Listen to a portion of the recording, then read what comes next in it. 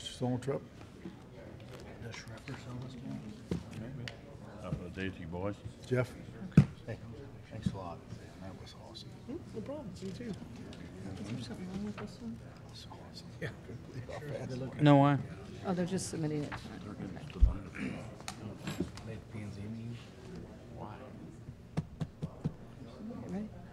Ready? Let's go ahead and call the meeting to order, please.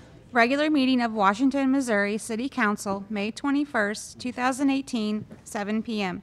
Heidrich? Aye. Holtmeyer? Aye. Mohesky? Aye. Patke? Here. Pettit? Here. Scornia? Here. Solentrup? Here. Waterman? Here. Please rise for the Pledge of Allegiance.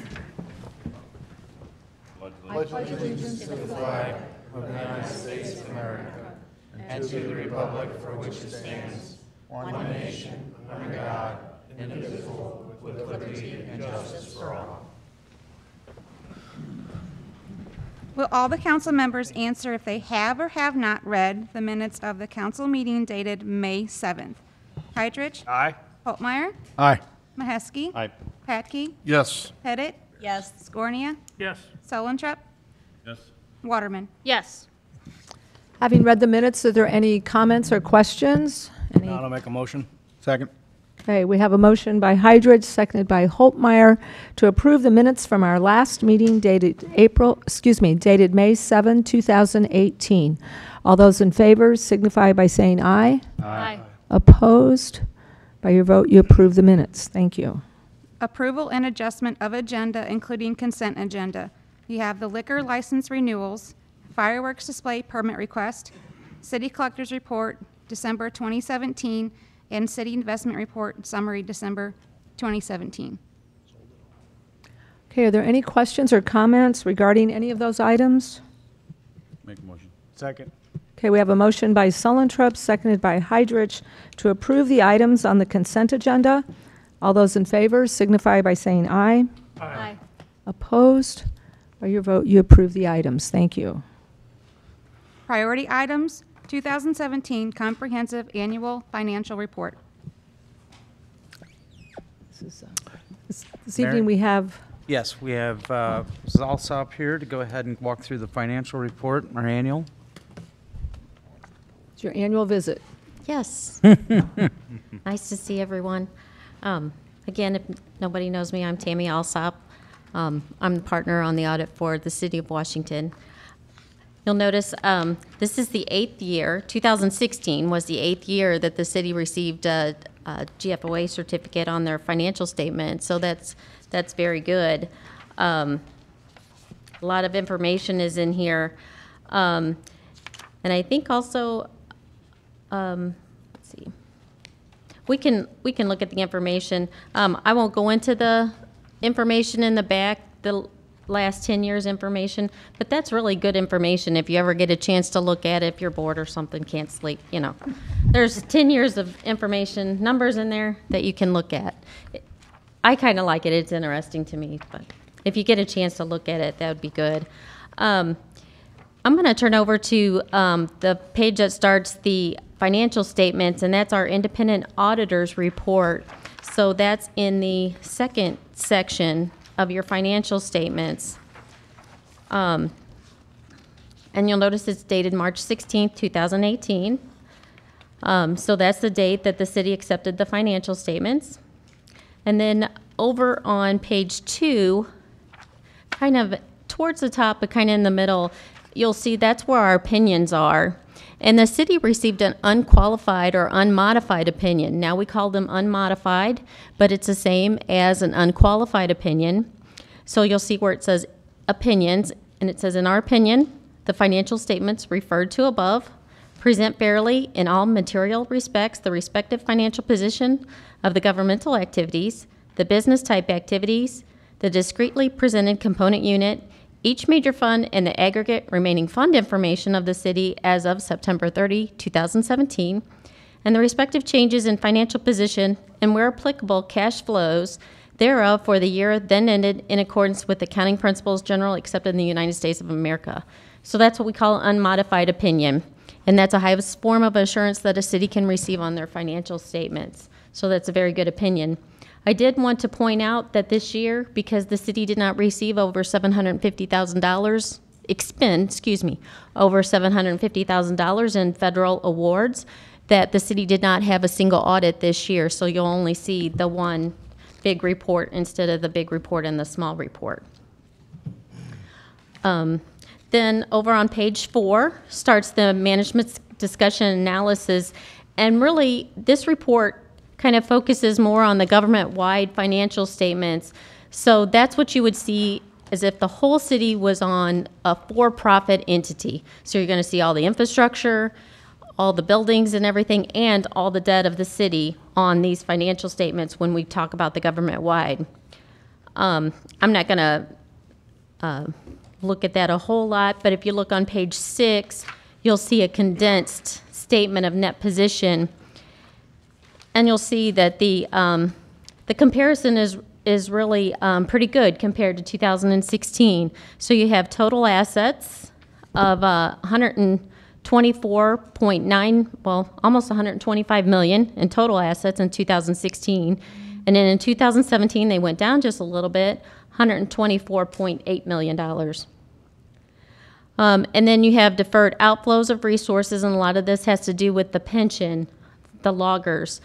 So 2016 it was 4.6 million. This year it's 2.6. The liabilities went from 60 million, I'm sorry, down to 56.9 million. So that means you're paying down your debt, and that's very good. And then the deferred inflows, which again has to do with the pension, the loggers, went from 1 million up to 1.3 million. And you'll notice there down at the bottom, your net position changed just a little bit. It increased, so it went from 68.4 million up to 69.1 million. Over on page 8, you have the change in net position. Again, this didn't change a whole lot from 2016 to 2017. You'll see in 2016 you had total revenues of almost 26 million. In 2017 you had revenues of 24.4 million. The reason for the difference in that is because in 2016 you actually had a grant of over $2 million that we had to actually prepare a single audit on, so that was over the $750,000. So that was a big difference. And then you'll also see then the total expenditures were about the same. So this year it was 23.3 million. Excuse me, that was 2016. 2017 was 23.6 million. So you have a change in net position last year of 2 million, and in 2017 was 800,000 this year. Let's see. We'll kind of bypass some of this information, go to page 12, and look at the general fund budgetary highlights. So you'll notice that the original budget for the revenue was 11.6 million. Then you decrease that budget to 11.3 million, and then that then the actual came in at 11.1 million. So you came in just a little bit lower than the 11.3, and that had to do because of the decrease in sales tax and the franchise fees.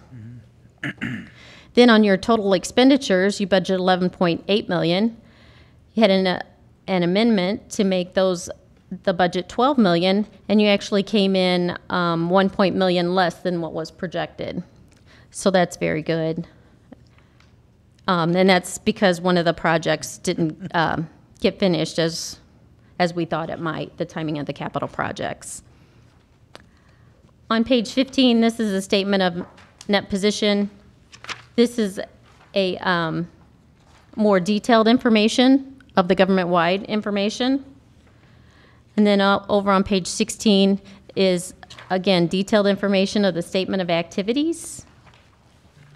And then on page 17 is the balance sheet of the governmental funds, and this is what you're used to seeing. So you had in the general fund, you had total assets of 10.8 million. You had total liabilities of 886,000.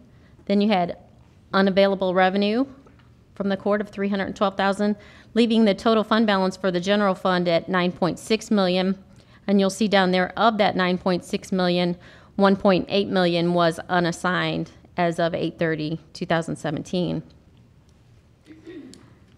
Then on page 18, this gives you a reconciliation between the fund statements and the government-wide, such as adding back your capital assets, subtracting out your long-term liabilities. Then on page 19, gives you your statement of revenues, expenditures, and changes in fund balance. So again, I like to focus on the general fund because that's what you really kind of look at the most. So you had total revenues of $11.1 million. You had total expenditures of $10.7 million. So you had revenues over expenditures of $375,000. You transferred out a net $600,000 to other funds. So that left us a negative change in fund balance of $224,000. So you used $224,000 of fund balance in 2017 for the general fund. Then on page 20, again, you have a reconciliation of the fund statements, revenues, and expenditures to the statement of activities, the government-wide. On page 21 is the proprietary funds. So this is the water, sewer, solid waste. I won't go through a whole lot of that because there wasn't a whole lot that changed. On page 22 is your statement of revenues, expenses, and changes in fund balance. You notice that you had a net change in fund balance for the water. You used some of your fund balance, your net position, in the water, $139,000. You increased your sewage treatment net position by $87,000, and the solid waste fund by almost $572,000. On page 23 is your statement of cash flows, and this actually tells you how the money came in during the year and how you actually spent the money during the year for the proprietary funds. Then over on page 26 is a statement of accounting policies. There's no real change in that note this year. It just kind of goes on for a little ways. And then over on page 35 starts the, note B. The cash and investments. And the city has to make sure that their bank balances are entirely secured or collateralized with securities by the city or by its agent in the city's name.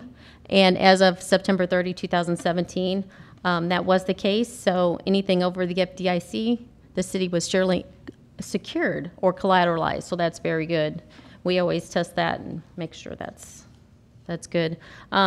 Then down at the bottom of that note, it starts the investments down in 35. No big change in the footnotes for the capital assets or anything. And then on page 42, this shows your debt. Of course, there was no new debt during the year, but this actually shows you how you paid down the debt like you were supposed to. There was no problems with any covenants, bond covenants or anything during the year, so that's very good. I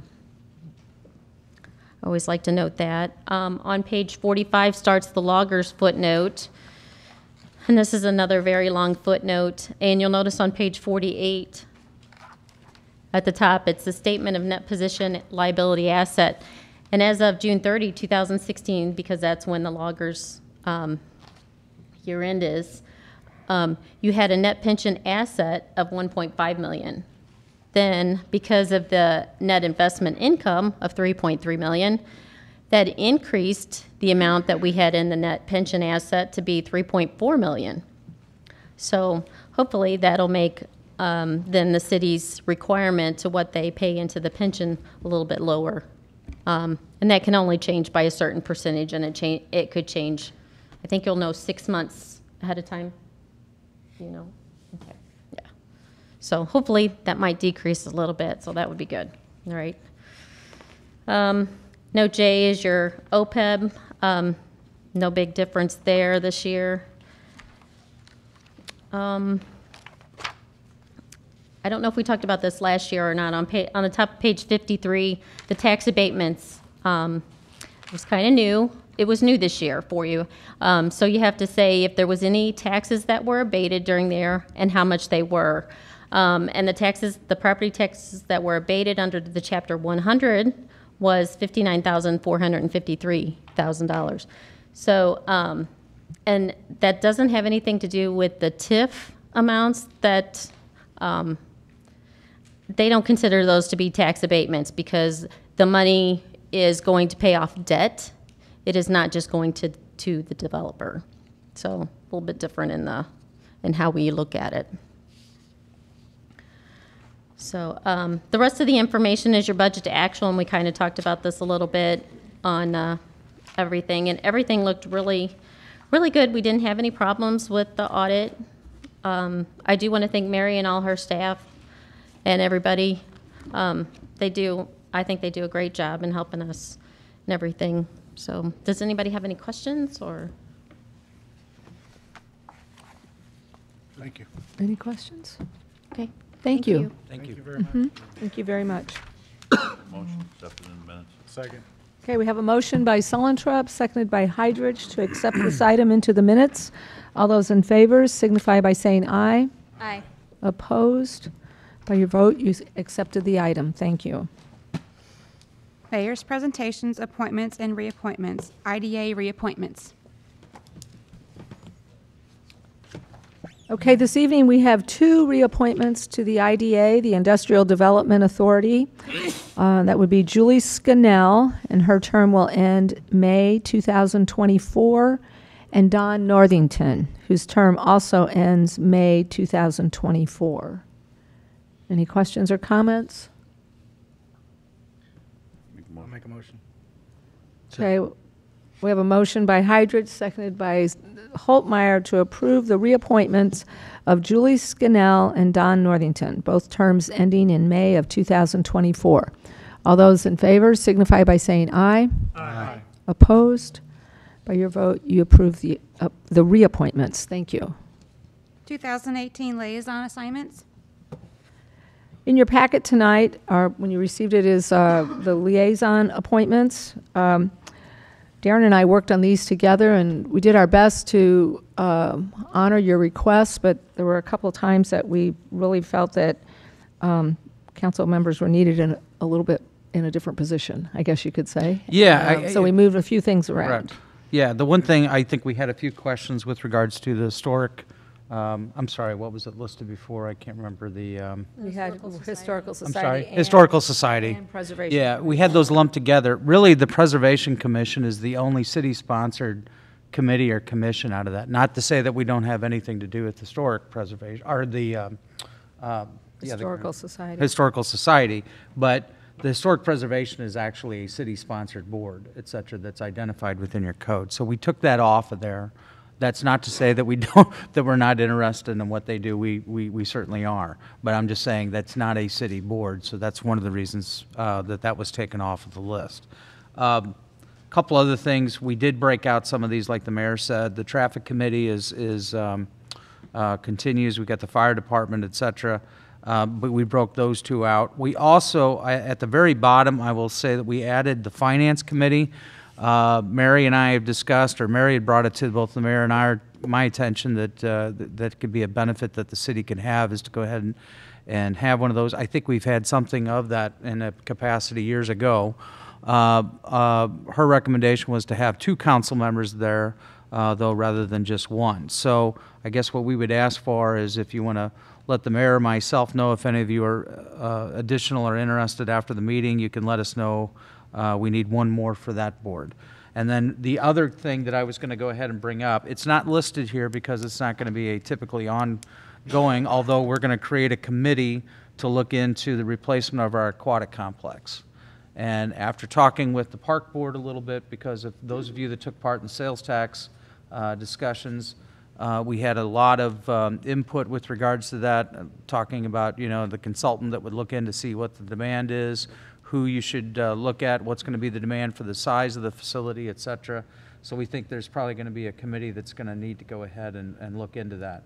We are proposing 2 council members, 2 members from the sales tax committee, 2 members from the park board, the mayor, Parks Director, City Administrator, and possibly one more to look at maybe somebody that's involved in the construction, as far as really construction management, I think, is a position there. So if you have interest in that, I guess what we would ask is go ahead and contact us, and we can go ahead and sort through that to go ahead and get that committee up and running.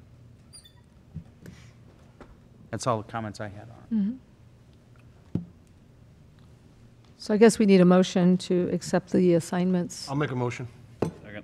Okay, we have a motion by Patke, seconded by Sullentrup to accept and approve the 2018 liaison assignments.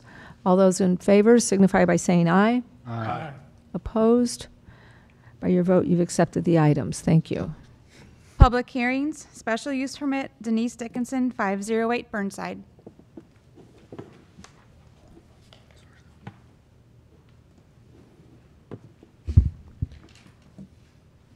All right, the first item, the first public hearing we have on the agenda tonight. Oops. Yeah, sorry for that record. Sal Maniaci, I'm the Community and Economic Development Director. This is 508 Burnside, located at the corner of Burnside and 6th Street. The request is to utilize the home as a vacation rental by owner, short-term lodging. You can see it's zoned R1B, single-family residential, which is why they are required to get a special use permit. This darker blue is C2 overlay, which allows for that type of use permitted by right. But since they are half a block south, they are required to get this permit.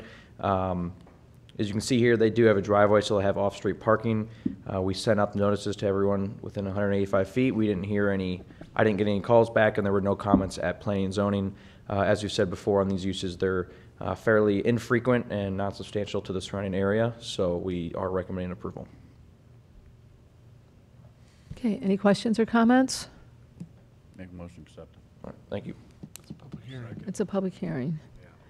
I'm sorry, I can't hear you. I can't hear who's speaking over here. Are your microphones on?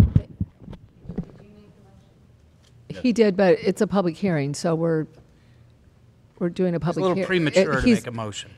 He jumped the gun here a little bit. So. I couldn't hear what they were saying. I thought somebody said a motion. We did, yeah, but disregard that.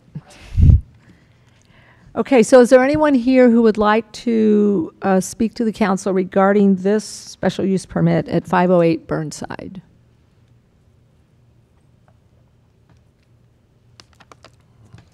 Okay. Now, we can accept the item into the minutes. Make a motion to accept it into the minutes. Second. Okay, we have a motion by Sullentrup, seconded by Hydridge to accept this item into the minutes. All those in favor signify by saying aye. Aye. Opposed? By your vote, you accepted the item. Thank you.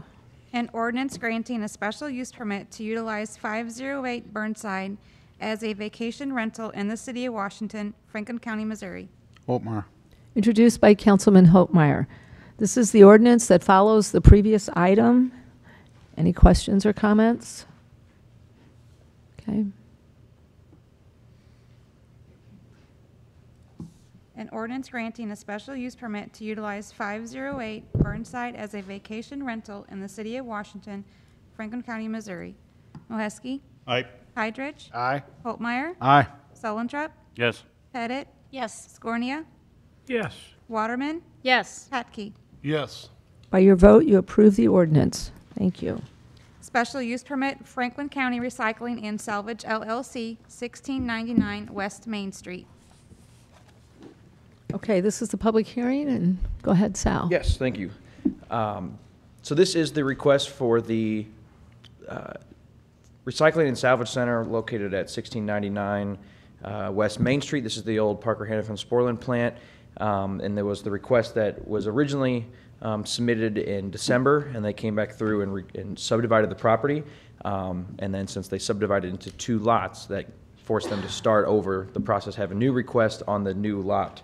Unfortunately, I don't have that shown on here. The next one will show that because these maps are only updated once a month, and so it had not been updated yet when we got this second map.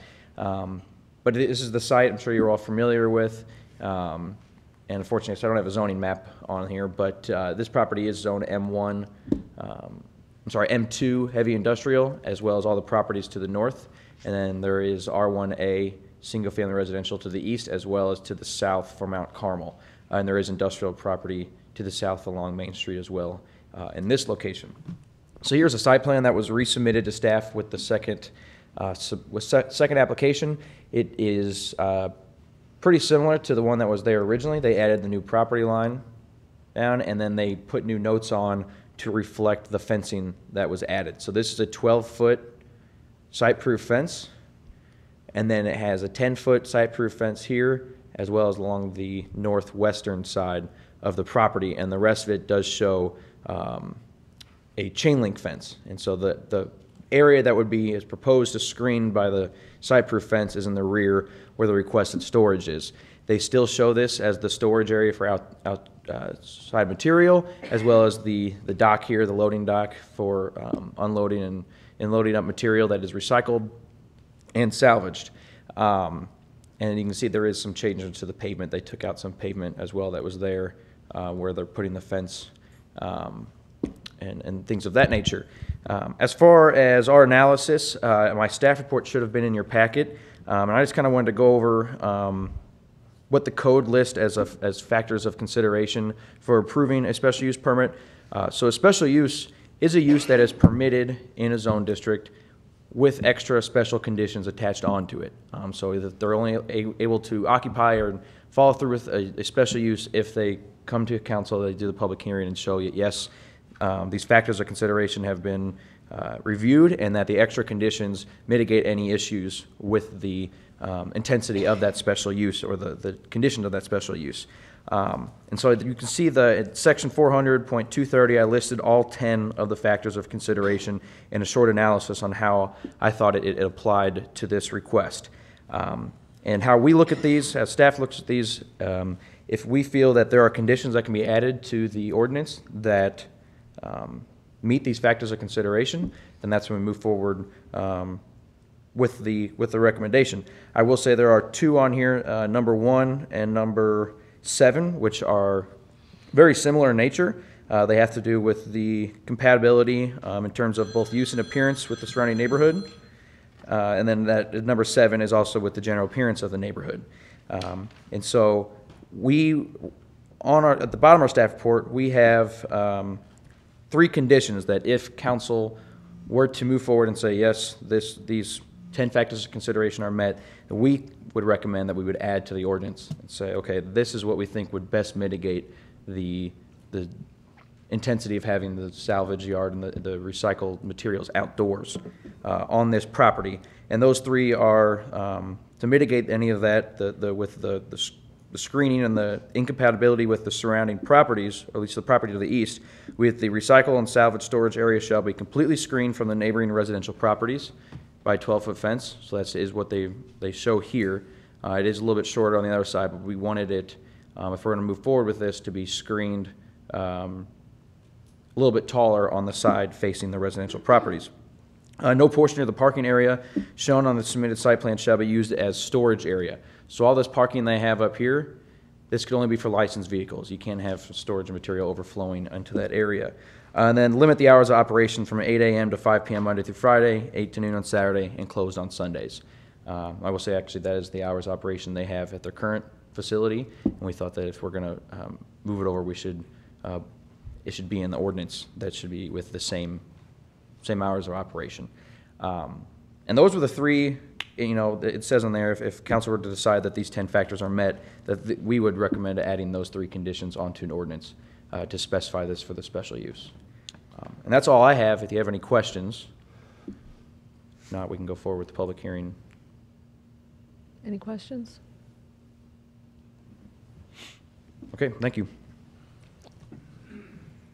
Okay. So when you come forward, please give us your name and your address, and public hearing is open.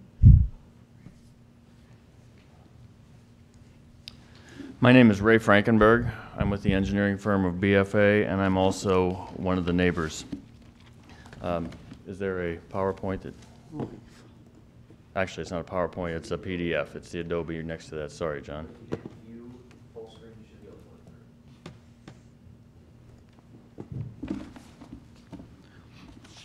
Okay, and I believe I passed out the same slides for everybody. First of all, again, my name is Ray Frankenberg. I'm a registered professional engineer in 29 states, and I'm a land surveyor in 6 states. I also have national certifications in stormwater handling and stormwater management. I've been doing code review and due diligence items for the past 35 years on small projects, large projects. I've worked on scrapyards and landfills. I've worked on a lot of commercial shopping centers and industrial parks. So I do have a strong background in code review. Go ahead and get set up here. The first slide is a slide that shows the property. It's called subject property on the top of your slide. It's highlighted in yellow. It shows the River Oaks subdivision, which is the closest residential subdivision. Both of these, the subject property and the subdivision, were both started in 1973. So there's no grandfathering here that says one use supersedes another or existed before the other. Also, there is Mount Carmel subdivision, which is labeled on the left side of your drawings or your screen, and it is a subdivision that was created several years ago, and just over the past 2 years has seen some development. Sean Mayall is here tonight. He is the developer of that residential subdivision. There's one lot that has been constructed and sold. There is a lot that is under construction and 10 lots still available to be sold. I've also shown the park systems that surround all of this residential area. We're all familiar with the fairgrounds and the park. Even if you have only been to this community for a few years, you're going to be aware of that. We recently got the trails that were gifted to the city for the use of trails, and they're labeled trails on here as well.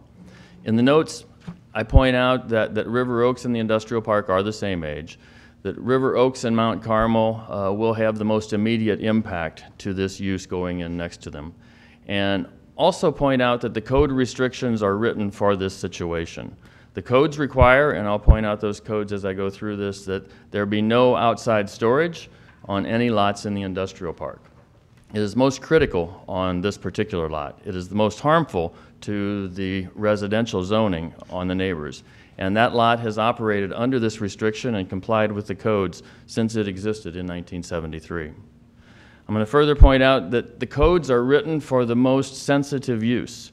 Every code that I've seen in the United States is written to protect residential. They're the least able to protect themselves and the least able to fend for themselves, and therefore I think these codes are valid in this case. I represent the residential neighbors who are outlined on this second slide, now on page 3, as my clients. I am also one of those residential neighbors. There are 47 homes, all of which have a white square on top of it, and it has the number of occupants in those homes at this time. You'll see 2 of them with zeros. One of them is a vacant house in the middle of the subdivision that's for sale, and the other one is the one under construction. There are 47 homes with approximately 115 people. 25 of those people are under 16. I point this out to point out to you that this is a residential subdivision that is growing. It is not fading, it is not retiring, it is rejuvenating. People are moving in, they're putting in their savings and their money into these older houses to rehab them and make them new. I also want to point out that a conservative estimate of the property inside the yellow lines is $20 million worth of residential property. The new homes in Mount Carmel are higher in elevation than the industrial facility across the street, which would become the scrapyard. It looks right down into the scrapyard. The fence that I'll show you has very little impact on the view. The homes in River Oaks that border the back of the scrapyard also have floor elevations that are above the elevation of the industry. I will also point out again that the codes are written to protect these homeowners. We have one homeowner who was scared of it.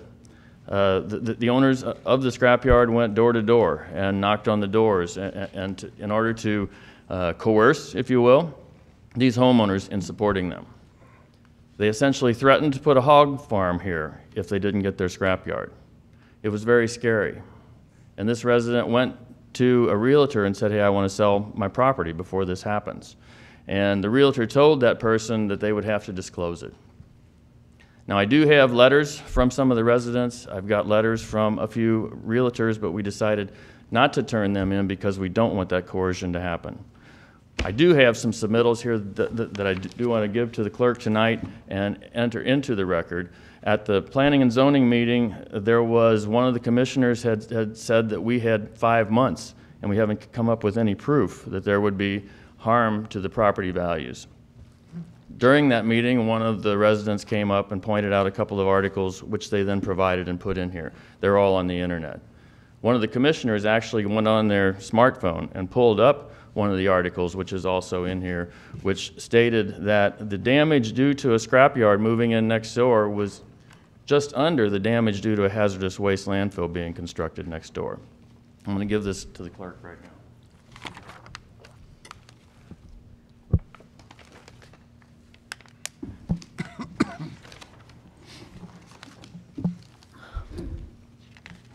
Okay, so that's page number 3. We'll go to page number 4. The property lines around the use have changed slightly. That was pointed out by Sal when he said that there was a subdivision that happened that changed the boundaries of the property and therefore changed the fact that they had to resubmit. The division of that property is such that it crosses over roads, it crosses over the fence in yellow. But the location of the property is exactly 185 feet off of the residential property lines. This is the distance at which the residents no longer have to be notified. I pointed this out when the subdivision was going through. It is a legal subdivision, and I think justifiably so. The Planning and Zoning and the council approved that subdivision. But it's quite obvious that the reason for it is to try and take the neighbors out of the picture so that they wouldn't be able to come and talk. It obviously isn't going to work in our community. The impact still exists. The elevation of the neighbors' homes and the elevation of the scrapyard is such that the visual is still going to be there. There is nothing being done that would stop the noise. There's a metal fence.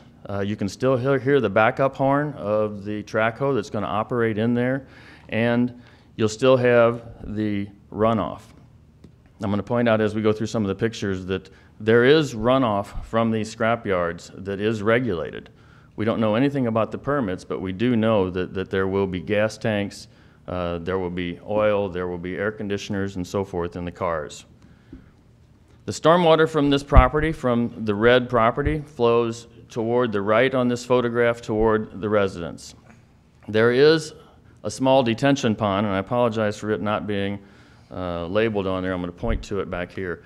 This area right here is a detention pond. One of the commissioners at the Planning Commission meeting pointed out that, well, that catches all the stormwater. Go back to where I was. That catches all the stormwater, and therefore stormwater is not an issue. That's not what we're worried about from this stormwater. We had a cloudburst the evening of the Planning and Zoning meeting, and 5 minutes after it was over, there was water flowing down the stream along the back of the residence, and the sun was shining. And we were all children. We know what it's like to go out and play in some flowing water as it flows by. Now we have to worry about whether or not that flowing water is going to have heavy metals, hydrocarbons, and refrigerants in it. The line that is shown on the drawing, the dashed yellow line, if you will, is located approximately along the rear yards of the residence.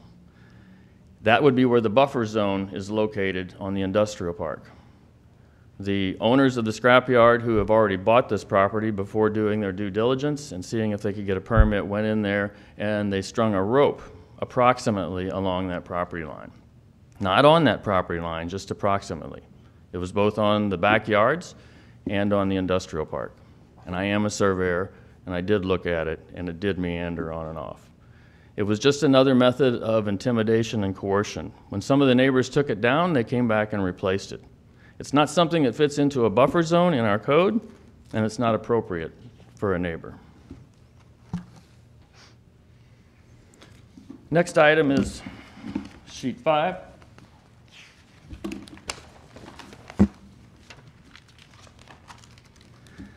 This is their current facility off of Bluff Road. It's at the intersection of Bluff Road and Vosbrink Drive. This view, this noise, this runoff, this operation impacts property values of the neighbors. There's no reason that these neighbors should be asked to pay for this facility to locate next to them. And this is what I'm going to continue to point out. This fence, shown in the next slide,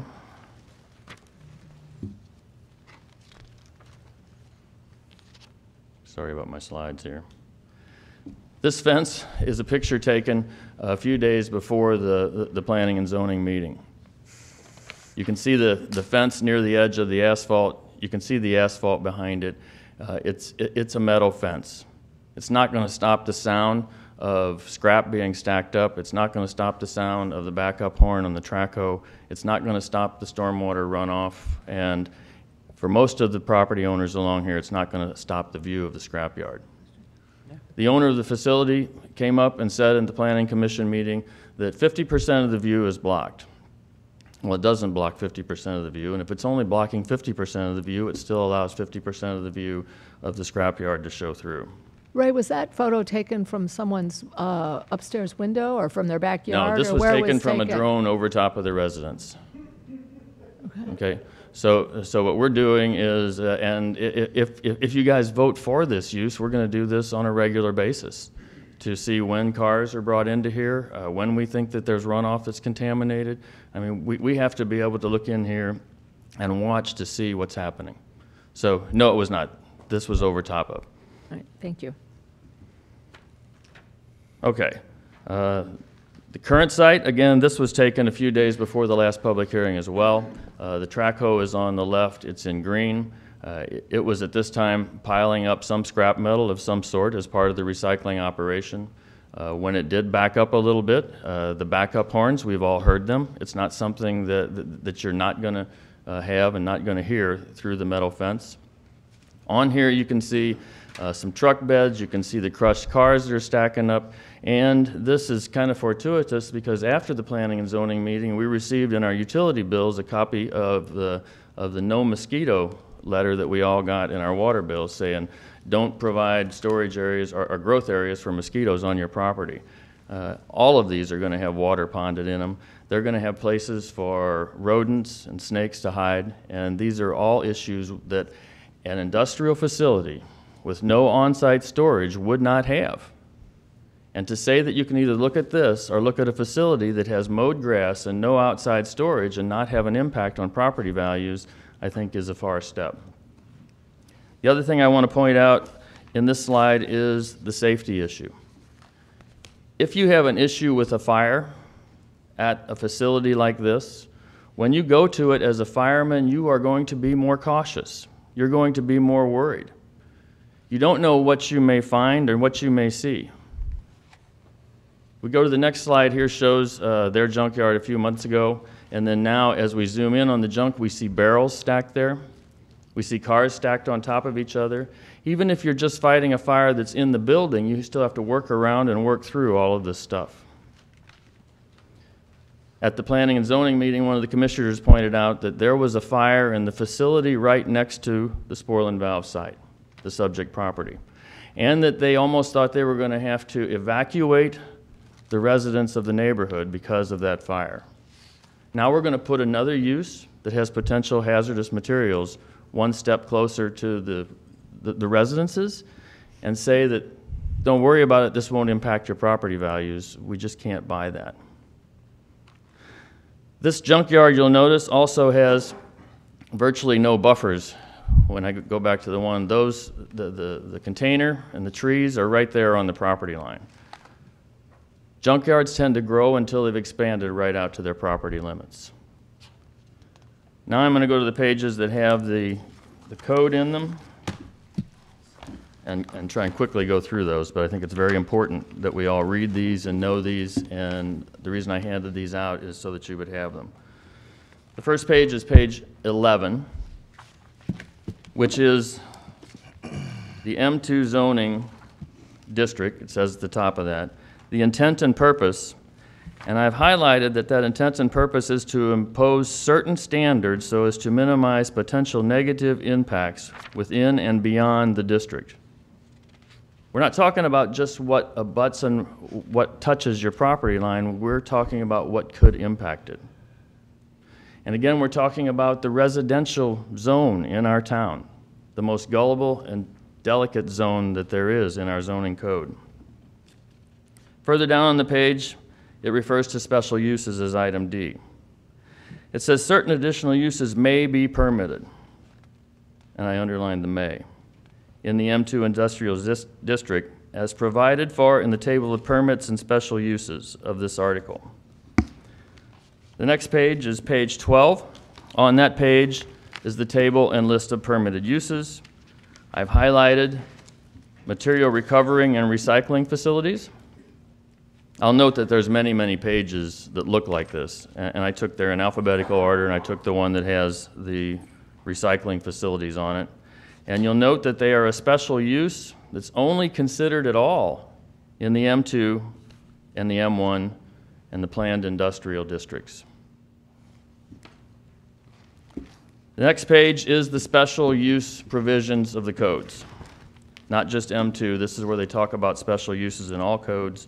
And it says that the intent and purpose, special uses are those types of uses which tend to be problematic because they have operational characteristics that may have a detrimental impact on adjacent or nearby properties. I submit to you that this use absolutely does that. If you were to have a picture of a home, and in the backyard of that home there was an industry that had zero outside storage, none of it's allowed in this zone. We'll get to that in just a minute. And then say that I've got a home that now has a junkyard in it, there is an impact. Next page is page 14. This is now in the special use also, and it says criteria for reviewing applications. This page is where those 10 items came from that Sal mentioned earlier. And I've highlighted those items and specifically underlined that in considering whether or not such application for a special use permit should be granted, it shall be the duty of the Commission and the Council to give consideration to the effect of the requested use on the health, safety, morals, and general welfare of residents in the area. The next page is page 15, and here I've combined the bottom of one page and the top of another in the actual M2 section. This lists the special uses that have always been part of the M2 district. Certain additional uses may be permitted in the M2 Industrial District as provided for in the table of permitted uses. That's the same words I read to you before a few pages back. That was on page 68. But I've highlighted number 4. This also takes a special use, and that's the open storage, hereby defined to include the unsheltered placement upon the land of items such as vehicles and scrap metal. I've underlined that nothing herein shall be construed to permit the storage on the land of abandoned motor vehicles. Finally, back to the use that is currently their operation. And I ask you to compare this in your mind to a home next to this versus a home next to an industry without any outside storage allowed. I don't think you could find that there is zero impact on these residential neighbors. And I ask you to deny this use. Thank you. Thank you, Ray. Anybody have any questions of Ray? Okay, thank you. Anyone else? Good evening. My name is Sean Mayall with SK Contractors.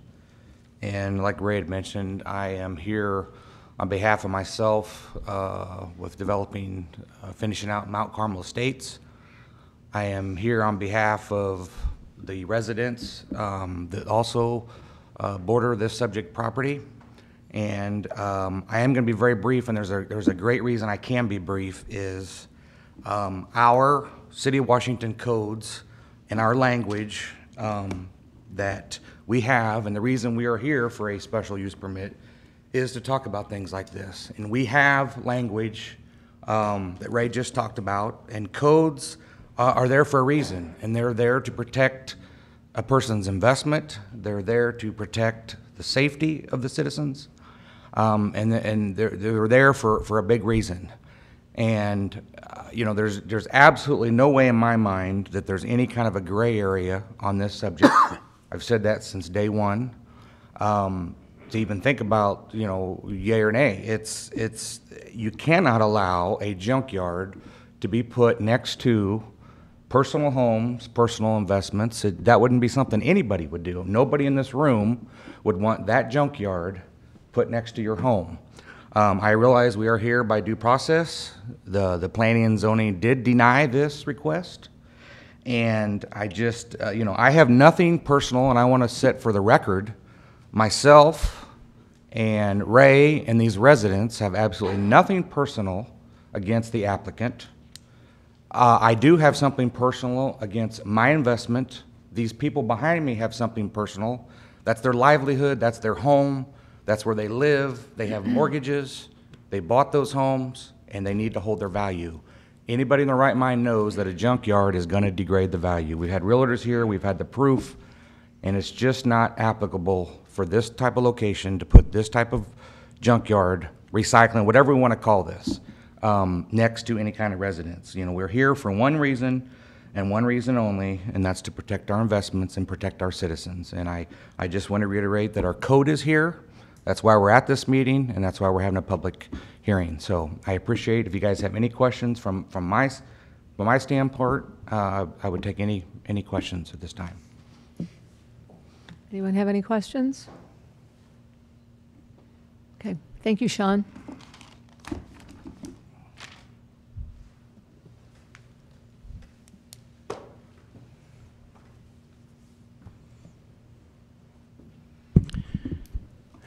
I'm Wally Hellebush. I live at number 4 Laura Court. We've lived there for 35 years.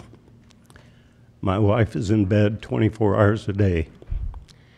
If we have this kind of noise, our bedroom faces this proposed facility. She usually takes a nap in the morning, about an hour and a half to 2 hours, also the same in the afternoon. I'm concerned she will not be able to sleep with that kind of noise. You might say, well, we live next to a railroad track. What's the difference? Well, for one, the sound of the railroad tracks has diminished by about 50% over the years due to the ribbon rails and the new cars that they have. Also, it takes about 2 minutes for a train to pass. And we've been there for 35 years, and we're pretty much used to that. But I'm afraid a backup horn going constantly or every 2 or 3 or 5 minutes is not going to work. Anyone have any questions? Any questions? Okay. Thank you. Thank you, Wally.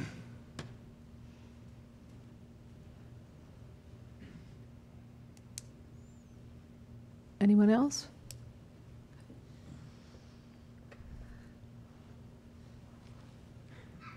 My name is Jeff Hachowski. I live at 7 Laura Lane. My wife and I bought in the subdivision roughly a year and a half ago. And just to speak to the property values, we absolutely would not have bought this property had there been a scrapyard next door. We have a new neighbor up the street. Around our age, our kids have been playing together. He told me the same thing. They bought in December, absolutely would not have bought with the scrapyard next door. And I just want to speak to, at the planning and zoning, they said we had no proof of the impact of property values. But if you have buyers walking away, those property values are going to go down. Your real estate agent is going to tell you you need to drop the price because people are walking away from this sale. And that's all I had for you. Could you spell your name so we have it spelled correctly? Yeah, in the H-U-C-H.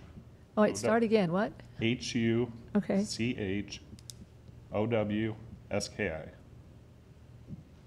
Okay, thanks. Thanks. Did you get that? Okay. Anyone else?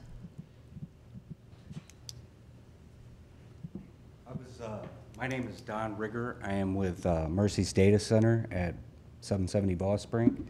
I was asked by the folks from Franklin County Recycler to explain our relationship.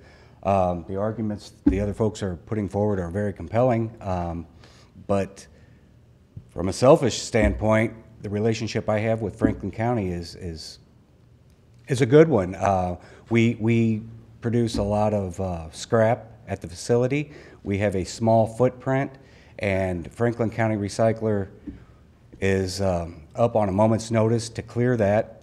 The building has to look good so that when prospective customers of the data center come in, we can't have that scrap laying around. And I lean very heavily on Franklin County. I hope an amicable solution is able to be hammered out here, because I really would like to see the business thrive. Okay. Thank you. Could you spell your last name, Yes, please? ma'am. Rigger. Okay, thank you. Did anyone have questions? No? Okay.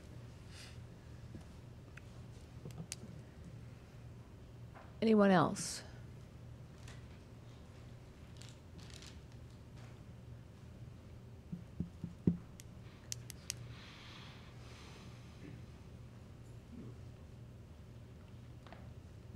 Hello, my name is Karen Albert, and I live at 11 Laura Lane. My backyard is adjacent to, used to be the Spoiling property. And I just had a few things that I would like to say. One is, I'll just kind of read off what I have here. Well, I understand the current owner would be required to install the privacy fence along the eastern portion for all outdoor storage. What happens when demand for outside storage of salvaged metal cars outweighs the storage area? As I've seen in a number of salvage yards, or at least the one going down Highway 50 towards Gerald, of course, when you run out of room, the only way to go is up. And they have vehicles that are stored above their privacy fence at that junkyard. So in addition, what happens 5 to 10 years from now when the fence no longer looks new and has been damaged from scrap metal or salvage vehicles being moved around inside the fence area and becomes even more unsightly from my backyard? I believe once a salvage yard is permitted, it would be difficult to make sure vehicle salvage and or scrap metal is not stacked higher than the privacy fence and that the privacy fence is maintained. I also understand it is proposed that the frequency of operation for the recycling center salvage yard will be Monday through Friday, 8 a.m. to 5 p.m., and Saturday from 8 to noon. While I work Monday through Friday, between those hours, I do not work on Saturday, and I do take vacation days during the week. In addition, a number of neighbors are retired or they work different hours, maybe in the evenings, and they're trying to sleep during the day. The outdoor noise from that site carries. I really don't know why, maybe because of the elevation that it is, but literally if someone's back there speaking or when they were using the Bobcat to do some grading, I mean, it's just like it's in your own backyard. Let's see. And it could be heard. A lot of times I don't use my air conditioning, and again, I only use my heating when I need to. I leave my windows open, or I sit outside in the backyard quite a bit. I have dogs, I have grandchildren, they play back there. And the noise from up there can be heard quite clearly. The noise that would be associated with industrial and heavy construction equipment operation outside of the building, noise from the handling, crushing, and sorting of scrap metals of all sources would most likely be a constant source of noise during the proposed working hours, and possibly after the facility is closed to the public during busy times. As with all business, when business is good and demand is high, people work after hours. Therefore, and while their facility may be open to, closed to the public, again, demand, as we all know where we work, I know where I work, we work overtime when that demand is high. Therefore, not only will we have to endure noise as indicated above during the facility hours, but it's highly likely we'll also have to endure the noise during high demand times beyond the hours the facility is open to the public. And how would that be monitored if that occurred? Just with the proposed hours, I would have to endure noise from outdoor activities every Saturday morning until noon, while some of my neighbors will have to endure the noise from outdoor activities on a daily basis during the day, every day, except possibly Sunday. I know I purchased this home due to the location and the fact that it was a quiet neighborhood. That will change if the recycling center salvage yard is allowed. The continuous noise from the outdoor activities will greatly impact not only the property value of my home, but the quality of life I have here. So I am asking that you deny the special permit for the proposed recycling center salvage yard. Thank you. Okay, thank you.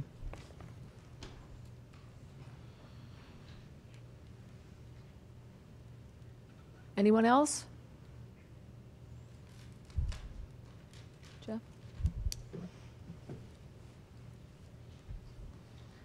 Hello, everyone. I'm Jeff Gardner. I'm the owner of 1699 West Main Street.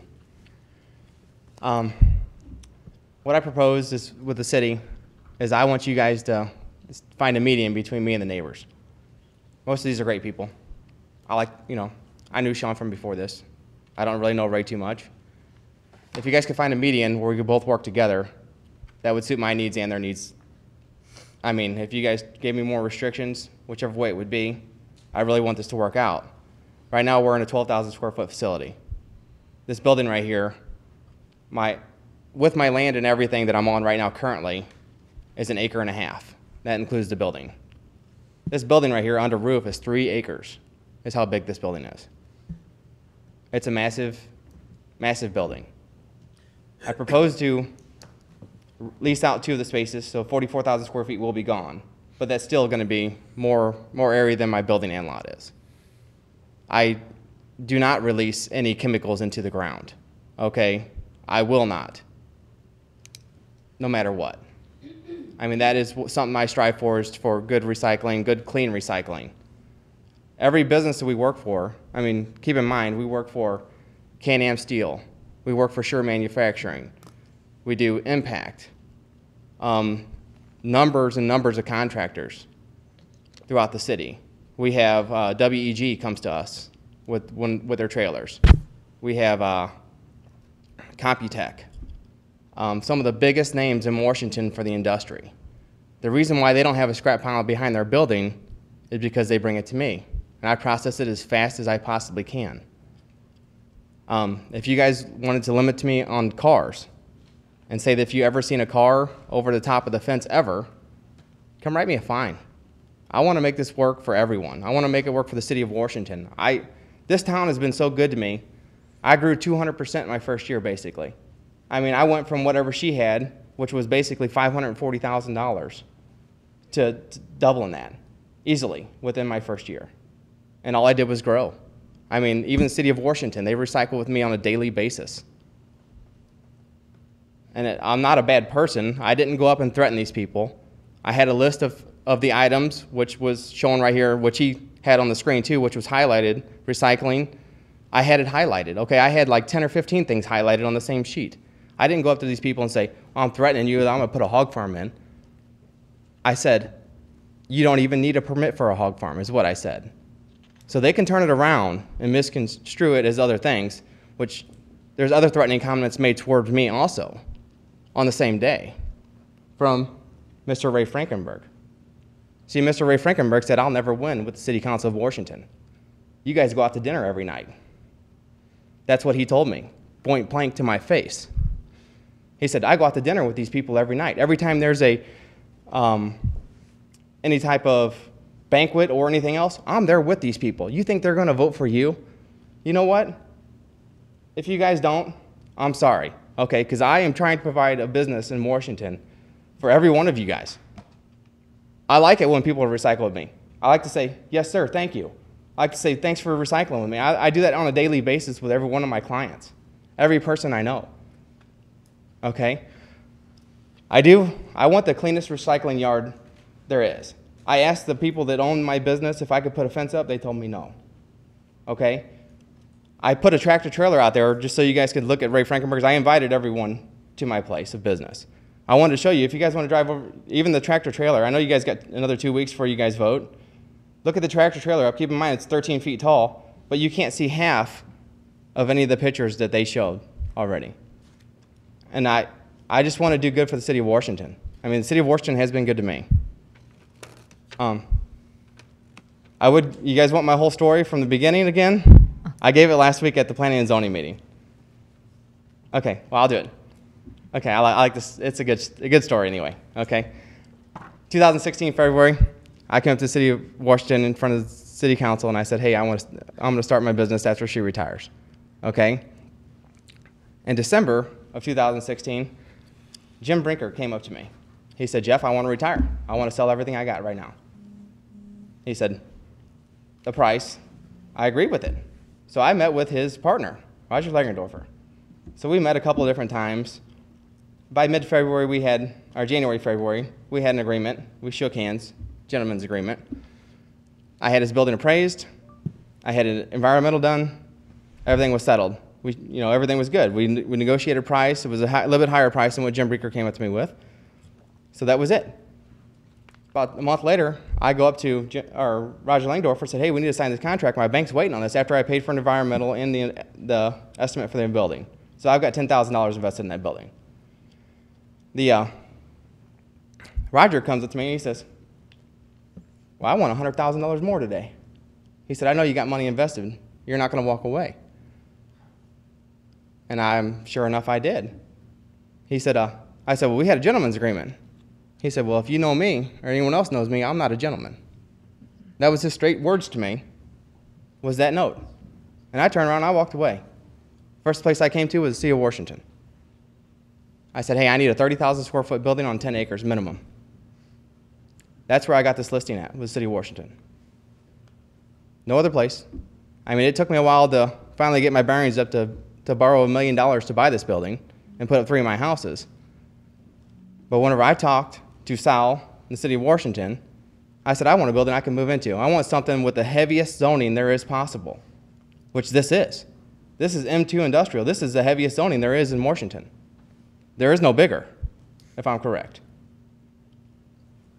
There's a really nice buffer between our properties.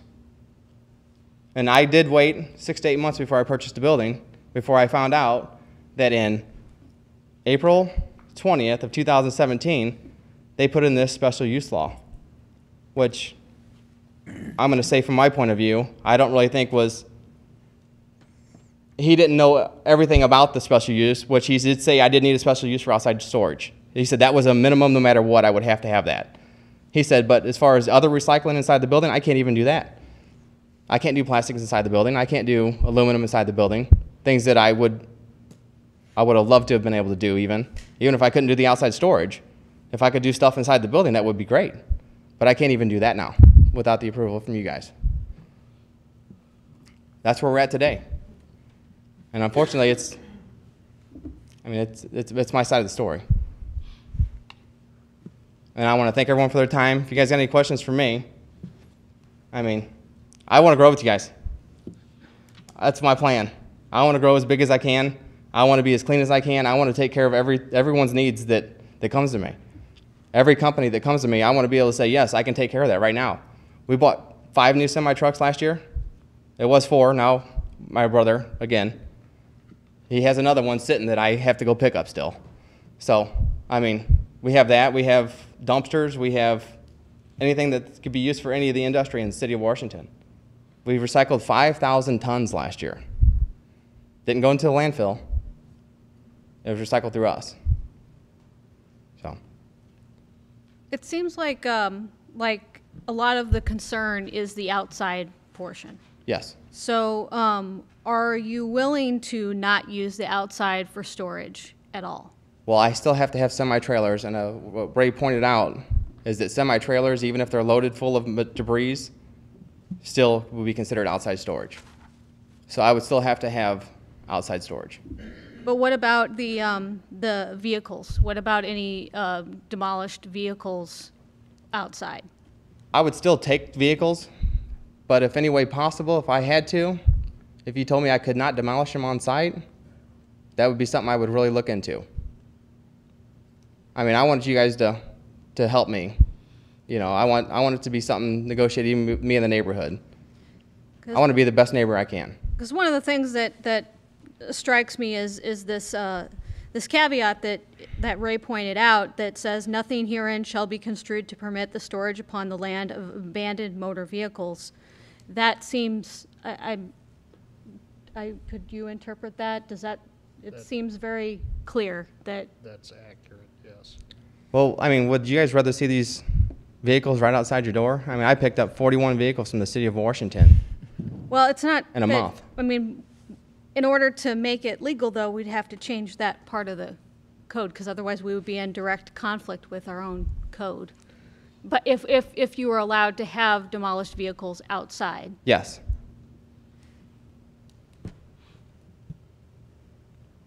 But that would be something that you would be willing to not do, not have allowed. If that was the only way that I could possibly get in that building. I mean, I would rather do the vehicles like I do, because right now we do a lot of vehicles. We even give the fire department vehicles anytime they ask if they want to come up to us and say, hey, we need to go cut up a car, we need to train the kids to cut up a car. I mean, we're more than willing to even bring the vehicle to them, let them do it. I mean, a lot of training goes on. I got one back last week from the city of Washington that wasn't my donation, it was someone else's. But it came into us also last week. I understand that, and I appreciate that. I think we all do, but that's kind of a separate thing. Yes. I do like smashing cars. I ain't gonna lie to you, it's fun. I really like it. I do a lot of it. Is there any other questions? Or anything else for me? Okay. Okay. All right, thank you, Jeff. Thank you, guys. Okay, is there anyone else?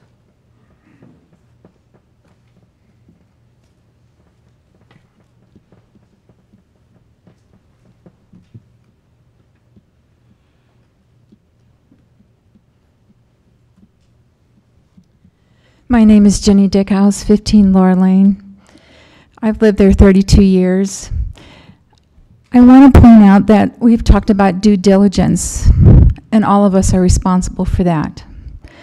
It was said by one of the commissioners at the Planning and Zoning meeting that they asked Mr. Gardner if he considered having put a contingency on buying his property before he got the codes all taken care of.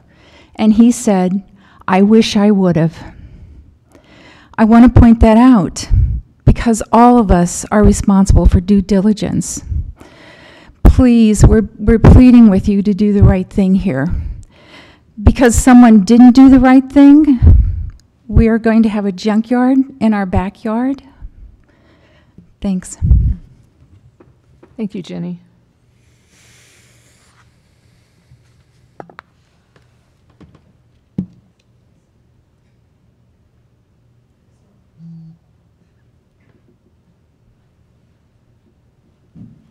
Nancy. Hi, Nancy Walkenhorst, number 2 Laura Lane, and I've lived there for close to 40 years. I just want to point out, I've also been a realtor for over 30 years, and that you could have the same 2 homes, exactly the same 2 homes, anywhere in this town, but location makes the difference in their value, whether it's increases or decreases. And with a junkyard or a salvage yard in your backyard, it is going to decrease in value. And when those homes that face that decrease, then all the homes will decrease in value. That's it. Right. Okay? Thank you, Nancy.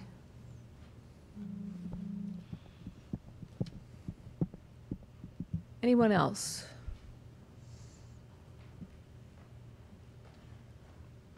My name is Chad Hoffman, and I do not have an address on Laura Lane, but I do work right across the street from Franklin County Recycling. A lot of what everybody's talking about here today, if they would take a minute and go up there and see how his operation works, you wouldn't be saying everything that they're saying. You know, what's the square footage of what they've got now? Franklin County? You want me to get up and address that? Well, I'm trying, what I'm, your kind of what I'm trying to do is I'm trying to make a point that you're looking at square footage from one aspect, and you're not looking at probably 3 times the square footage to be working outside. They do not have trash, because I've seen that written in the newspaper. You know, the neighbors are worried about trash coming down to their place. We have trash in our yard. We work basically right along where the city trucks, the landfill trucks, drive by. So the landfill trucks always are dropping something because of the way the road is right there. You kind of hit kind of a hump deal, and you lose stuff all the time. It's not a big deal. It's trash. It can be picked up. Another point I was wanting to make of Mount Carmel, it's a beautiful place. On the other hand, I'm sure if you look over the roof just a little bit of the next building of this proposed site, you can see a scrap yard sitting there too. I mean, it's basically the same principle. But we used to take, before Jeff took over Franklin County Recycling, bought it, we used to take all our stuff to Brinkers. It's dirty up there. I mean, you have to drive over metal and stuff to take your recyclables up there. So it's plain and clear to me that what they do is a lot cleaner.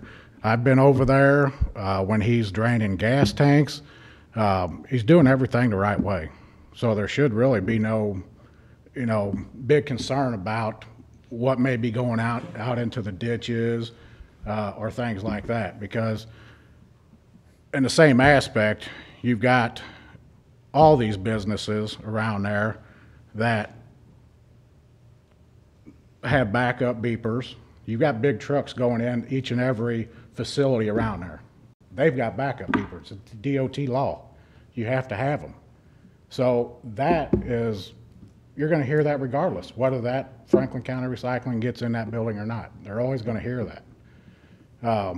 We cannot hear a thing from them guys across the street. Not one thing. And we're a whole lot closer than, the residents that are talking about the distance that they're, away from there. Are you at We are a MPAC? whole lot closer. Are you at MPAC? Is that? No, I work at Heritage Propane. Across the street. Right across the where street. he currently is. Okay. Yeah, so I mean, it's, everything that's being said here tonight is kind of got a little bit of added to it, pretty much. Because I've seen firsthand. We don't go to Brinkers no more. We take our stuff across the street because it's clean. Okay. The vehicles and all that being stacked up, they're not there long. I mean, you can sit and wait and take your picture when you get a lot of cars in there, but that's not every day. That is not every day. Guaranteed it. Not every day. Okay. That's pretty much all I've got to say. Okay. Any Thank you. questions? Any questions? All right, thank you. Okay, thank you.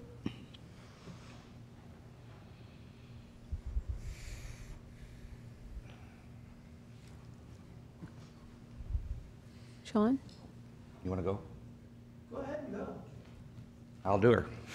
Sean Mayall again, SK Contractors. I don't know if the gentleman's name was Chad. I didn't get his address.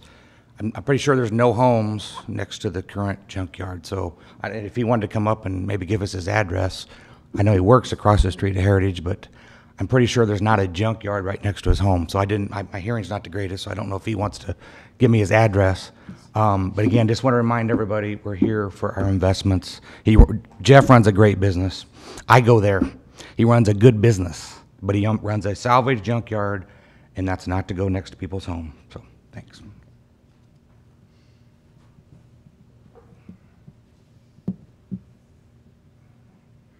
I know a lot of people in this room. My name's Mitch Whitaker. I work at a local body shop. I do a demolition derby once a year, crash cars. I used to deal with Linda. Jeff is a very awesome individual as far as cleanliness and very methodical about clean and organizing his facility. He has outgrown that way past Linda did.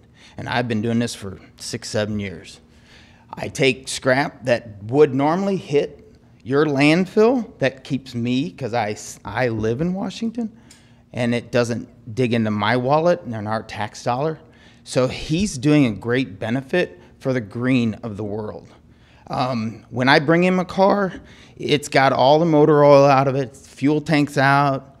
I don't bring him tires. That's just me. I also scrap for the shop I work at. If I have to go further than him, and that's not a far drive from where I work, I won't do it. And I'll let it go to the junk. I'll let it go in the landfill. And so that'll just fill it up quicker. I really think they do a great business. And that's all I got to say. Okay. All right. Thank you, Mitch.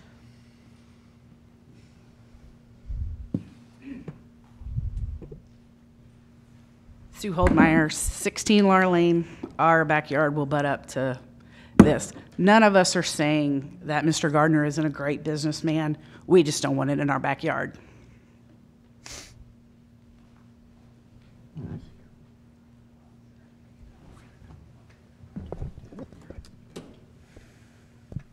Anyone else?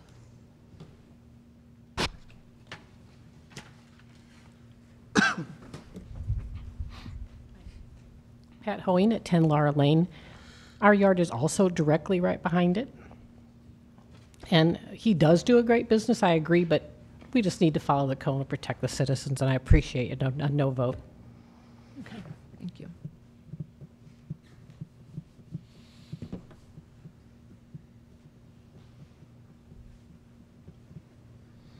Okay. All right. We do not have, well, council members, do you have any other questions or comments? Okay, so we do not have an ordinance on the agenda tonight to vote on this.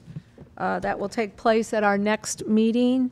June 4th. On June the 5th. Excuse me, on June the 4th.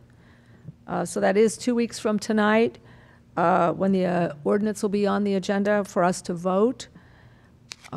So that would conclude the public hearing at this point, and we'll just go back to our agenda and follow along and keep our agenda. So in 2 weeks, we will be back here to vote. There will not be a public hearing that night. Correct. It will just be, So- the public hearing is over as of tonight. So this We is need the to make end. a motion accepting the minutes. Yeah, just We- motion to accept the recommendation. I make a motion. Second. Okay, so we have a motion by Sullentrup, seconded by Holtmeyer, to accept the public hearing and accept the comments into the minutes. All those in favor signify by saying aye. Aye. Opposed? By your vote, you accepted the public hearing. So thank you. Thank you all for being here. And you're certainly welcome to be at our meeting on June 4th. Okay?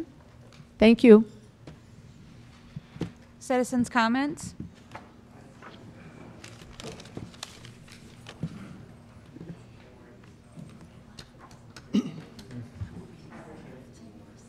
Somebody, I guess Mike Wood is with Bill. He's not driving, is he? Yeah, he looks like he's taking them.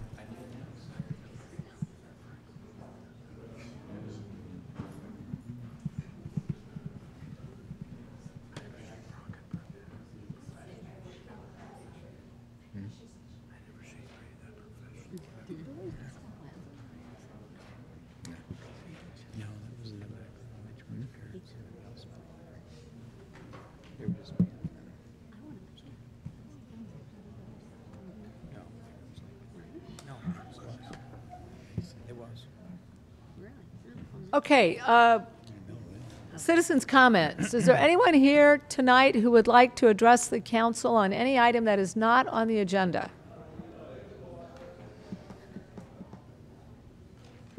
Okay.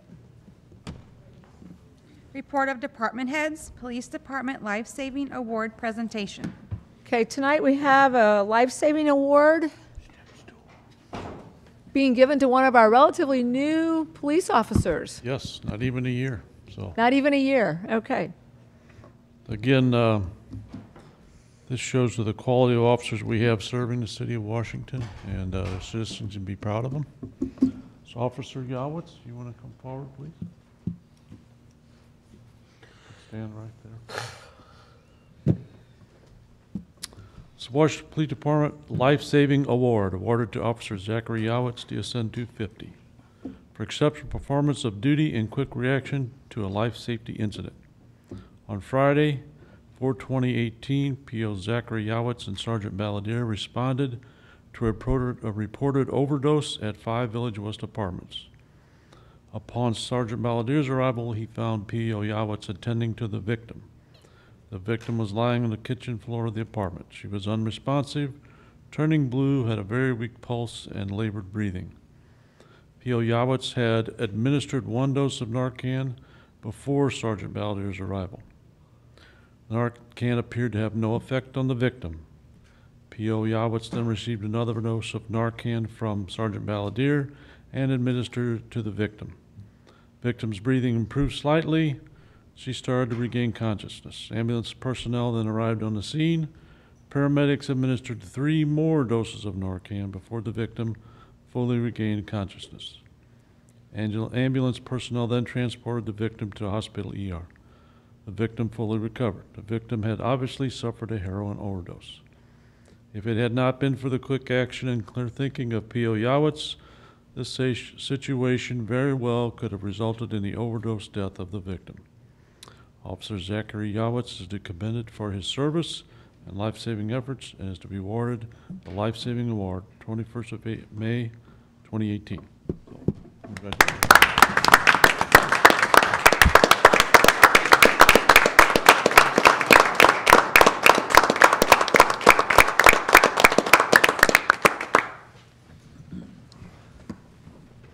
Thank you, Zach.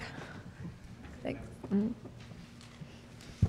Ordinances and resolutions. An ordinance authorizing and directing the execution of a First Amendment fixed-base operator agreement by and between the City of Washington, Missouri and Washington Aviation, Inc. Introduced by Councilman Holtmeyer. This is an ordinance to go ahead and continue our existing agreement just for another 3 months, I think, with Washington Aviation. We did go out for qualifications for a fixed-base operator for the airport. We received 1 set of qualifications. John, Joe, Steve, and myself sat down and had some initial questions. There's some stuff that we want to still go ahead and sort through with the existing agreement that they have. They're also going to be coming to us, I think, asking us for some details or some other needs that they may have. And so what we would like to do is they were agreeable to just continue our existing agreement for another 3 months while we work through that. So that's what this ordinance will do. Any questions or comments? An ordinance authorizing and directing the execution of a First Amendment fixed-base operator agreement by and between the City of Washington, Missouri and Washington Aviation, Inc. Maheski? Aye. Hydrich? Aye. Holtmeyer? Aye. Selentrep? Yes. Pettit? Yes. Scornia? Yes. Waterman? Yes. Patke? Yes. By your vote, you approve the ordinance. Thank you. An ordinance authorizing and directing the execution of a First Amendment to farm lease by and between the City of Washington, Missouri and Regal Farms, Inc. Patke. Introduced by Councilman Patke. John? Approximately 6 weeks ago, I was approached by Kenny Regal, who's a representative of Regal Farms, and his request was, I think they're doing some succession planning within their organization, and they were requesting us to look at amending the lease agreement that they have on our agriculture property around the airport to change that to Regal Dairy LLC. I initially did not see any issues with that, and I did follow up with Mr. Mark Piontek, and he was the one who actually worked with me on drafting this agreement. It's pretty straightforward. We did, as part of this, there is a first right of refusal wording in this amendment as well, and this current contract will run out this year, so we will be going out for bids again first part of next year. So it's a pretty straightforward administrative transition, but we do need your approval to do that per the lease agreement.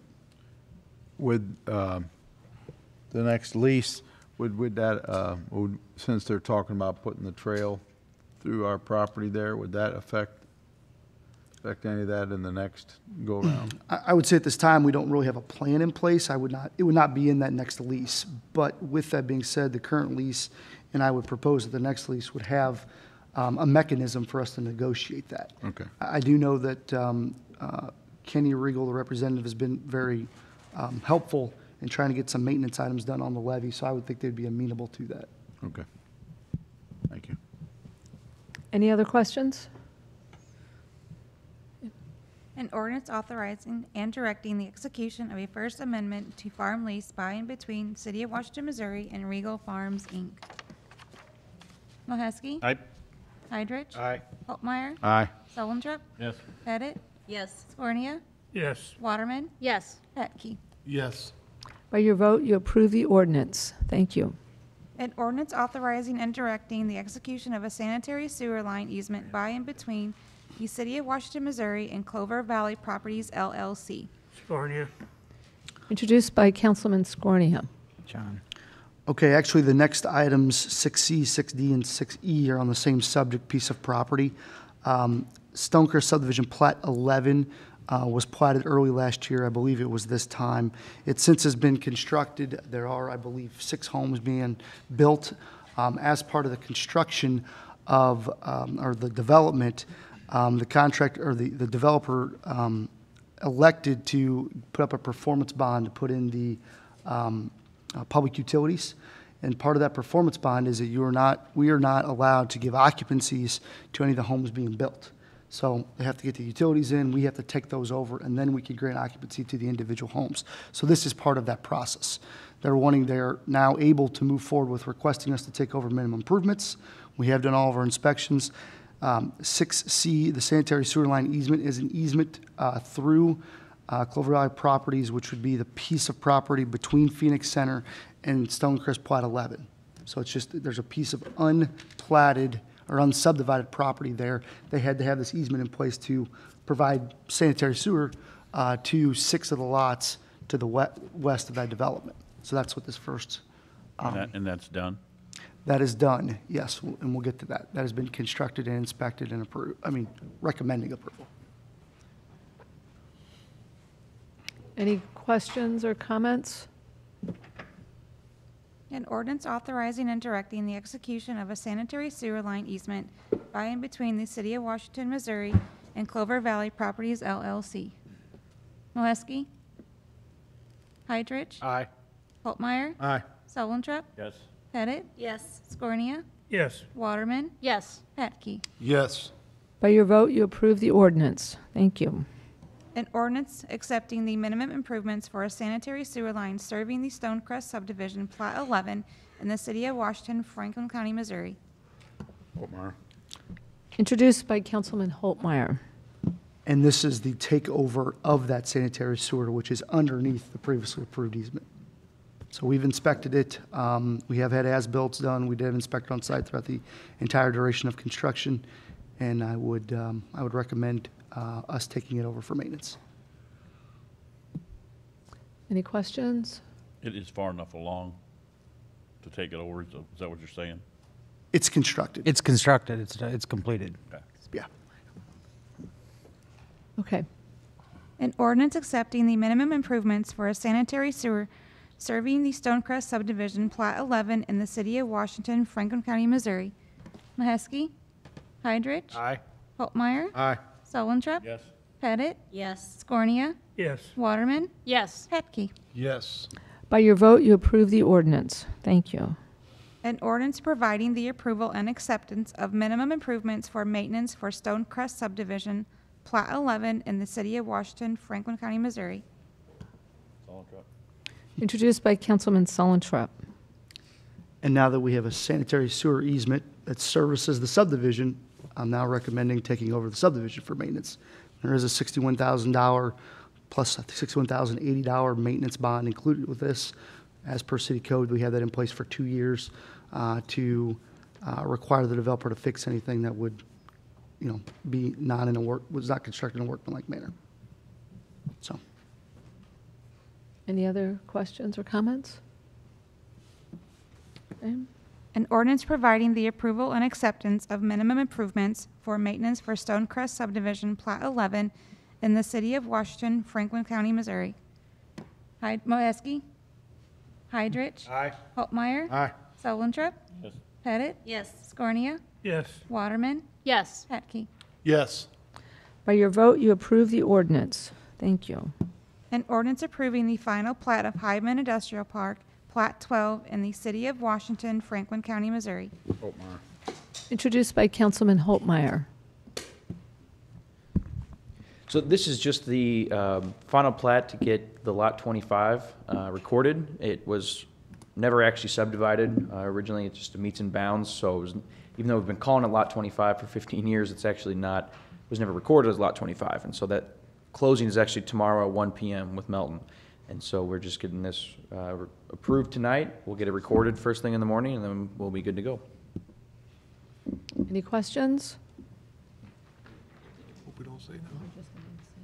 Largest land sale of industrial property in the city's history. That's exciting. Yep. So That's going to be developed. that's going to be developed. Pretty exciting. Okay, go ahead. An ordinance approving the final plat of Hyman Industrial Park, Plat 12 in the City of Washington, Franklin County, Missouri. Moheski, Heidrich. Aye. Holtmeyer. Aye.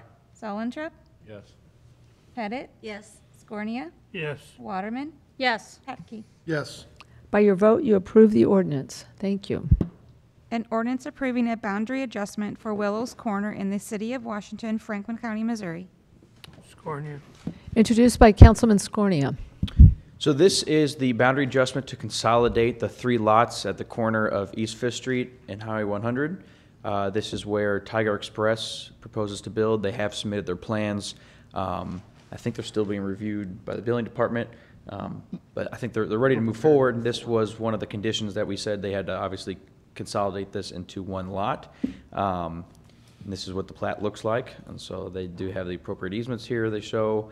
One thing I will point out is, and it'll be at your next meeting on June 4th, there is currently today, we own this property just to the west, and there's currently today a stormwater pipe that discharges from this property onto our lot.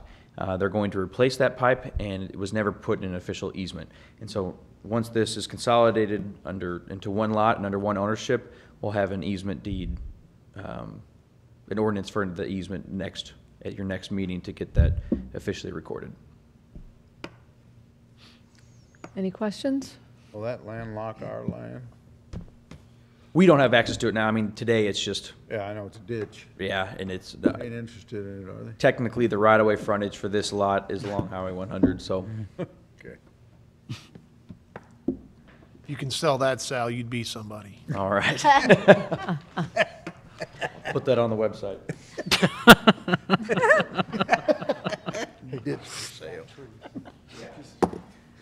Okay, any questions or comments?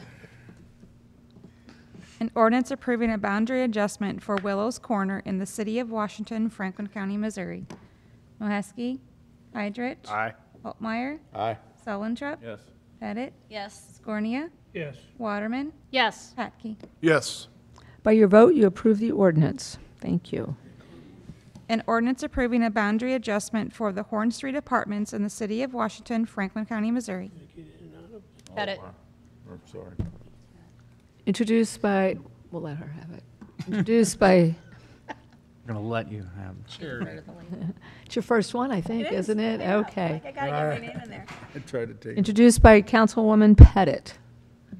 All right, this is just another simple boundary adjustment. They're not consolidating their lots, they're just moving the property line. These are 2 apartment buildings on Horn Street. And you can see the property line actually goes over the parking lot. And I don't know the real reason of why this is coming forward. I think there may be a sale of which for one of the buildings, but they're just amending this line to have the 1 parking lot completely on the property to the west, and then moving this property line actually to meet the code, so it's 10 feet away from this existing building. Right now it kind of hugs, and since it's a 2-story building, it has to be at least 10 feet. And so they're moving that over to meet the R3 zoning requirements. Any questions, comments? Okay, thank you. It's been an exciting night, huh? Okay, go ahead. An ordinance approving a boundary adjustment for the Horn Street Apartments in the City of Washington, Franklin County, Missouri. Moheski, Heidrich. Aye. Holtmeyer. Aye. Solentrop. Yes. Pettit. Yes. Scornia. I think I'm going to abstain. Waterman. Yes. Petke. Yes. By By your vote, you approve the ordinance. Thank you. Commission, committee, and board reports. John, do you have anything? I think he does. Nope. You would say something. Mayor's report. Big weekend in downtown Washington, and I guess probably all over town this weekend, with a lot of people in town visiting. Heard lots of great comments about our community, and actually visited with folks who've recently moved here, and moved here because we appear to be a community that worked together and volunteered and got things done. And so whenever they visited, they kind of recognized that in our community, and so they decided they wanted to be part of it. So it was a nice weekend in spite of the rain, but I think that I heard that there were 3 times, or at least 2 times, that they had to kind of shut things down, and then it opened back up. So everyone was very cooperative, so it was a great weekend. That's really all I have. Thanks to our city staff for doing everything to get that rolling. So. City administrators report. I just have one quick thing to add on kind of to an ad hoc committee that was formed recently. We had approximately a year ago, Darren Dunkel came to me with a recommendation that he had put through his Parks Board for a recommended fee schedule and rentals for all of our facilities. Whatever reason at that time, it never really made it to the city council. And so at the time, we just kind of put it on the back burner because we had other things that we were concerned with. But as we've started into the spring, or this late part of spring, we've had some requests from people, and you all remember from when we had the Wings Foundation come to us. And so that document kind of surfaced again and said, where do we need to go with this? I had talked with the mayor, and we had talked about having just a couple members from the Park Board, as well as a couple members from council, to go ahead and sit down and meet and try to come up with a game plan for that. And so we are doing that. We had one initial meeting, and then we are going to have another one, I think, as soon as Darren can go ahead and give us a recommendation. We're trying to make the fee structure simple, a lot simpler than what was being actually proposed at that time. There was probably about 6 different ways you could run a facility, depending upon how you wanted to run it, and when you wanted to run it, and what you were going to run it for. So we felt that this was, I personally felt that was probably a little bit in excess, and we needed to simplify this. And so we've kind of come to terms with that, and we're waiting for Darren to go ahead and come back with a recommendation. We may have to take this little bite by bite, if you will. I know that there was some questions by, I saw a post on social media that you as a council were going to make a decision about that. That was never the indication. I think we were very clear that we were not going to bring anything to you yet. So this committee wants to go ahead and take a look at this. I think we're going to have to bite this off a little at a time. But the premise will be we'll take into account the leagues that use those facilities, get their input as well. And certainly, I don't think anybody's looking to go ahead and try to go ahead and put something through overnight. It would certainly be up to you as to how you wanted to implement it when we get it ready to bring to you. But you can certainly go ahead and extend that out to a year in advance, or whatever the time frame that you as a council choose to. So to give those leagues plenty of time to go ahead and implement that new fee structure. So I just want to make that clear tonight at the council meeting, because it was a little unclear with regards to our next steps, but that's where we're at. That's all I have. We do have executive session, one item in executive session, right? Unless you have any questions. Council comments? Comments?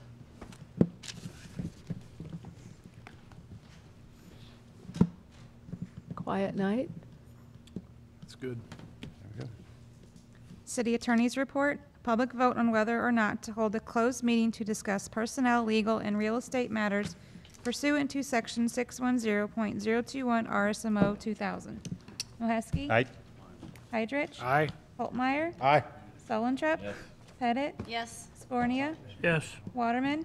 Yes. Patke? Yes. Okay.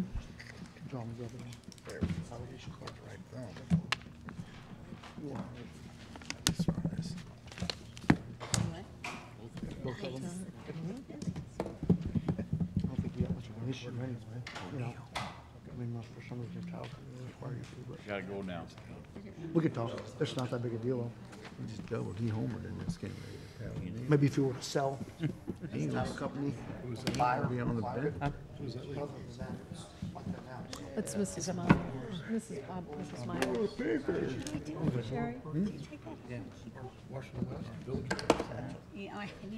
Yeah, she's still. That's the problem, I don't have a satchel. Hey, when we paving down there, Mr. John?